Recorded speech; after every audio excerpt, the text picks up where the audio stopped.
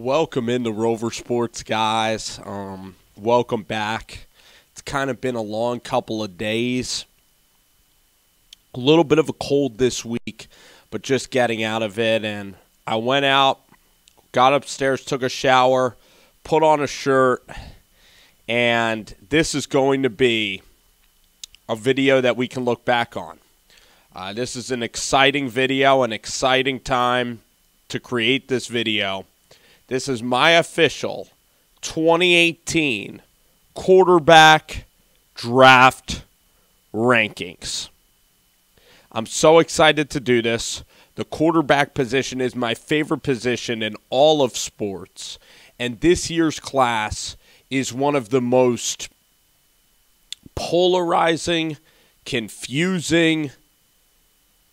This class is so up for debate amongst people, meaning that you could catch somebody that wants Lamar Jackson, Josh Allen number one, somebody that thinks they're terrible, somebody wants Baker number one.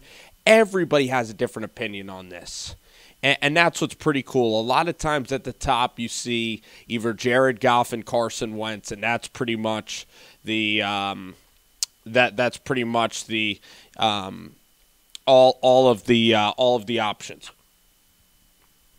or Jameis and Mariota. But now we get five guys, and each five could potentially be first rounders, and they can also be Hall of Fame players, tremendous players, difference makers, Super Bowl championship players, or they could be complete busts, and they could be awful and not amount to anything. So it's incredibly important decisions, when you're drafting a quarterback and you're investing a first-round asset on a quarterback and even potential other first-round assets on a quarterback. And that's, I think, when it's a quarterback-rich draft like this one, it just makes the entire draft an incredibly, incredibly special time. And then when the quarterback gets there, he needs to function into a system.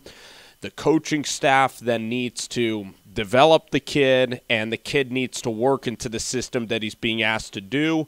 The personalities need to get along, the work ethic, the veteran leadership, the maturity of the kid going in at the initial time is incredibly important. And you look at cautionary tales all the time across football with guys either poorly coached, not getting their act together, getting hurt, production on the field. There's a lot of ways that things can go awry. And now that we have a lot of interviews, now that we have a lot of media, without further ado, now I am going to get into my top five for this year.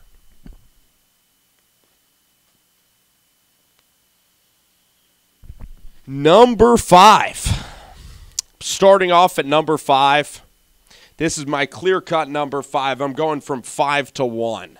So my 5th best quarterback in the NFL draft this year out of the top 5 that we are going to mention is Samuel Darnold out of USC. Now, I look at Sam Darnold, and let's analyze Sam Darnold as a prospect. Let's talk about the good. The pros is he's clutch. He wins games late, which is very good. He doesn't panic late. He has a quick release. He's good at improvising when things break down. He can be accurate. He played at a big stage. He's not afraid of the big moment or the bright lights.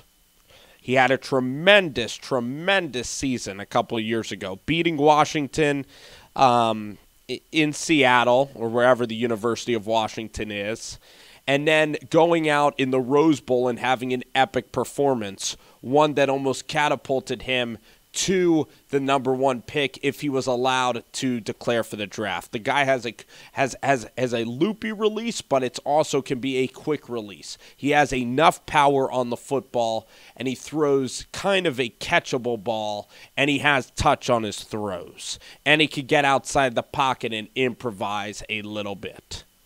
So the ceiling, he actually does have a ceiling of worth some value. But the problem is that when you analyze him with a lot of other guys, but the problem is with Sam Darnold is, one, And this is going to sound ridiculous, but the good news is I could sound as ridiculous as I want because this is my draft rankings. I'm not doing this to please. I mean, I hope you guys enjoy the video.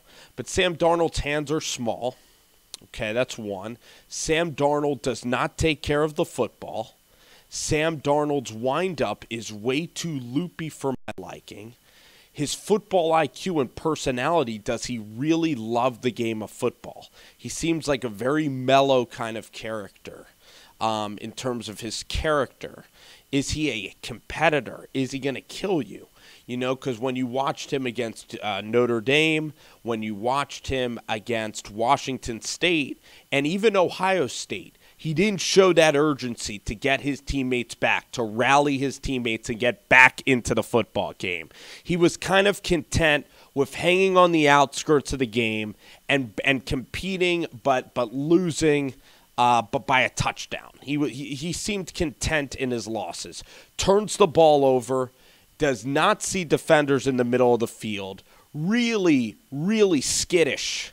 Or fidgety. Fidgety is a great word. Fidgety in the pocket, happy feet fidgety. Doesn't have a great grip on the ball like we talked about. Can't rip throws to the second level. His upside there with his arm strength, I believe, is lacking. Now, can he be an accurate passer? Yes. If he's Aaron Rodgers, I'll be completely surprised, for sure. I see Darnold going to Cleveland. I see him breaking down with that offensive line, and I don't see a lot of upside in this kid whatsoever. I don't think he has a strong arm. I don't think that the guy can make big-time third down conversions. I don't think he can stretch the field, and I'm just not the biggest Darnold fan in the world, okay? Put it that way. I'm on the complete opposite end as everybody else in the league. The kid is a nice kid. The kid has been clutch at times. The kid does throw too many interceptions. The kid at times has been very clutch, though, like I talked about. And can he make 30 to 40-yard great throws down the field? Occasionally he'll make a throw that makes you say great when he hits Burnett down the field. He'll arc one in. He has decent touch on the ball. But in terms of him driving it in the tight windows, we'll have to see. And the wind-up and the hitch, I'm just not enamored with his play. It's just not really my cup of tea when I'm looking at quarterbacks. Let's go to the next two prospects. These two prospects should be in a blender together. Number 4 and number 3 on this list should completely be side by side throughout this entire process. And these two guys have huge risks in their play, huge risks, likable characters, underdog characters. Well, one's really an underdog, the other's kind of an underdog. And guys that just are the most fun quarterbacks that we've watched in a hell of a long time. And I'm talking about Lamar Jackson and Josh Allen. Let's talk about Lamar Jackson. I'd rank these guys 3 and 3 if I could. Tied for third. You look at Lamar Jackson, and Lamar Jackson makes wow plays. He's fast, incredible athlete, live arm. Live. Not even like a Tyrod Taylor arm. Like the guy can flick it and it goes. Special. Very instinctual. Beats up on every little team and absolutely can wow you with plays. Also a guy who can hang in and battle in shootouts, like the Purdue game was a shootout. The Florida State game this year, he came back and had some clutch drives at the end. Carolina. So Lamar Jackson functioned even better this year. The problem why Lamar Jackson is a risk, so I talked about his speed is a strength, the arm strength is a strength. I think he's good at getting the ball out there. He does take chances. It's a fun offense to watch. And even if he turns the ball over, I like quarterbacks that take chances. The problem with Lamar Jackson is at times, and I don't know if this is a Petrino offensive thing, but he leaves the pocket too early. And that's a huge problem because, one, you could get hurt, and two, you want to win from the pocket, and three, these defenders in the NFL are going to go up and they're going to hit you and they're going to get you. And they're a lot faster than in college. And a lot of plays he was running are not that applicable to the National Football League. And he ran what Petrino asked him to do and extremely well. But Lamar Jackson, at times, he needs to go through his progressions. And versus SEC and great defenses, whether it be Clemson, LSU in the bowl game, who else did he played poorly against Clemson? He did play. I mean, he played well against Clemson the other year, where the kid stepped out of bounds and he was right there with Deshaun Watson the entire game, which he played well there on that big stage. But this year against Clemson, he wasn't very good. Virginia Tech, he just had some weak games. Mississippi State versus a backup. You got to win that bowl game, man. Against Kentucky, I believe he lost to Kentucky one year. So Lamar is inconsistent. He's very high. Like at the beginning of last year or 2 years ago, he was incredible, unstoppable. Again, that was against Syracuse and some cupcake teams. So I wanted to see Lamar play the best versus the best. That's also a concern that I had. His ability to scan the field, win from the pocket a little bit, and a guy that I want to see him make deep out route throws, difficult level throws. And I just have some concerns about, can he get through his reads? Can he continue to do that? Can he kind of adapt more towards the NFL system? I don't want the system to be too complex. I don't want it to be dropping back, 5-step drop, throwing 35, 40 times a game. I'm just not sure that suits Lamar well. I want a couple of zone reads, but I also want Lamar Jackson to attack defense and throw vertical balls on people and throw it 25 to 30 times, almost like, Shula was trying to do with Cam at the end of this year. Kind of like that offense, kind of like the Seattle Seahawks offense a little bit with Russ Wilson a little bit. When you look at, dynamic playmaking types of guys. So I do like Jackson, throws a catchable ball. So Jackson is in the top 4, but as I mentioned, I do have some concerns about Lamar Jackson though. Can he hang in the pocket? Can he read? And he's very frail. You don't want to see him get injured at all.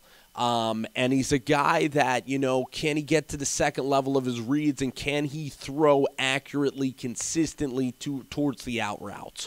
Which brings me now to accuracy, and the third guy on this list is a guy that had a very up and down college career, but probably my favorite guy to watch, and that is Josh Allen, because the guy can run, he can get out of the pocket, he makes incredible throws. This guy's throws are the best throws that I've almost ever seen in my entire life. Like, this guy will completely, when he was playing in the Poinsettia Bowl, San Diego Bowl, I'm like, who the hell is this kid? I never have heard of him. Then I went and saw his replays, and I was like, holy shit. I'm sure when some of you guys saw the replay, you're like, holy shit, this guy's highlight tape is insane.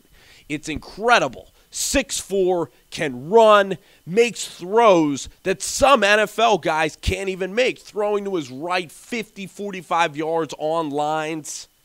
Guy is so much fun to watch. Exactly in the same realm as Lamar Jackson is incredibly fun. And these guys just make plays, scrambled plays that you're like, are you kidding me?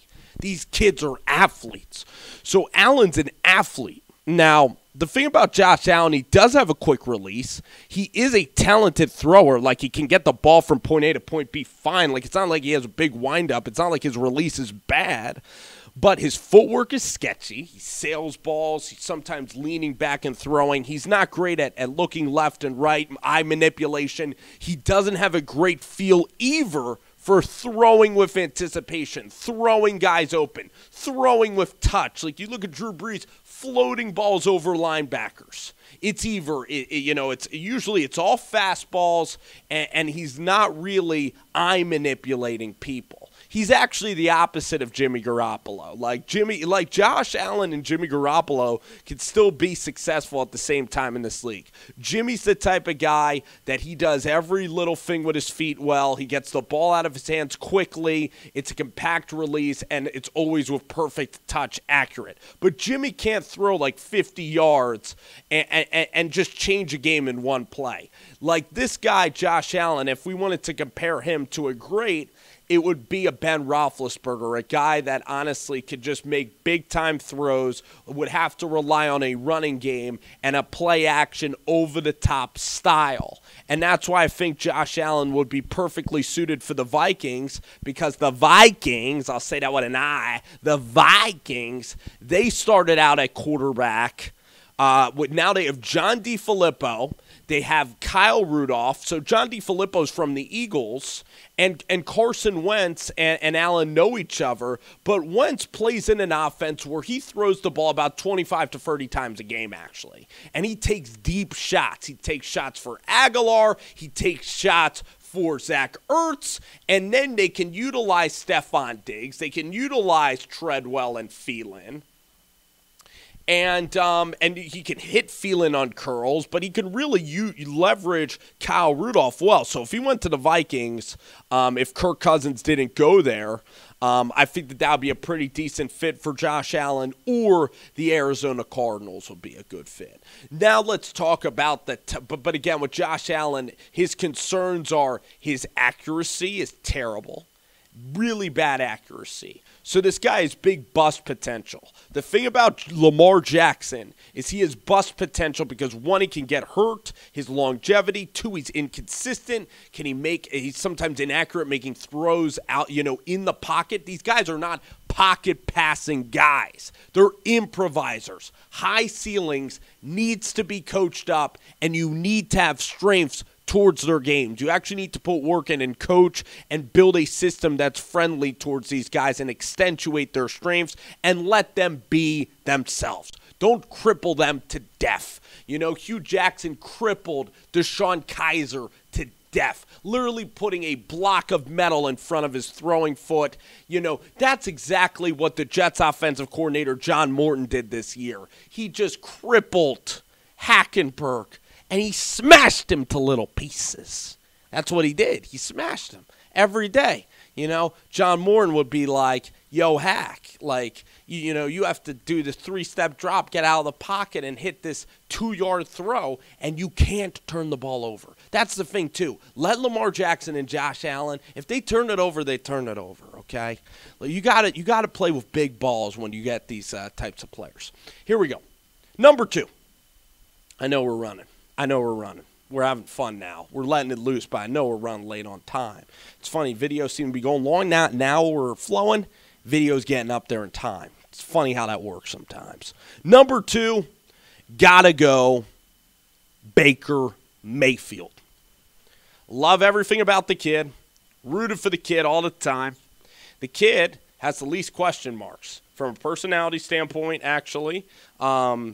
Maybe actually he does. That's only his question mark is personality. But on the field, Baker Mayfield's accurate, gets the ball out of his hands quickly, very good arm talent and strength. He can throw the ball hard, velocity. He can make every throw. He is not a small guy that can't make throws. This guy throws it. He whips the ball. He can whip it. He's not a Mason Rudolph. Mason Rudolph throws with his body. Body surfing throws. Body surfing. Luke Falk. Body surfing. Matt Moore, bullshit. Trent Edwards, bullshit. Baker Mayfield ain't about that life. Baker Mayfield can pepper balls in. Pepper them. And he throws at high velocity. Watch throws to D.D. Westbrook from last year at Oklahoma. Whew. Guy can throw 40 yards on the line, can throw with touch, can make every kind of throw. Mobile, can play, okay? A little small, so his pocket might collapse a little bit. His personality is a little bit of a concern. New girlfriend now, hot-ass girlfriend, going around, celebbing it up. Stay grounded, Baker. And if you stay grounded like you've had your whole time, just buy in and play football and love teammates and have the teammates love up on you like they have at Norman, you'll be just fine, kid. So Baker Mayfield, I think, is going to be very good in the NFL. Number 1. This is funny because I have been notorious on this channel for constantly ragging on this cat. But this cat, if you're being objective, if you're looking for the two lens, this cat is an NFL prototypical quarterback. He hangs in the pocket. He throws accurate balls. He's 6'4", 6'3", quick release. The guy played in a pro-style offense. He's accurate, consistent performer, not a great coach. And that, my friends, is Joshua, the chosen Rosen, number 3 from UCLA. The guy is like Matt Ryan. The guy can be Matt Ryan, I think. He's thin. He has a body like Matt Ryan. And he throws the ball. He can throw the ball accurately. He sees the field. He's football smart.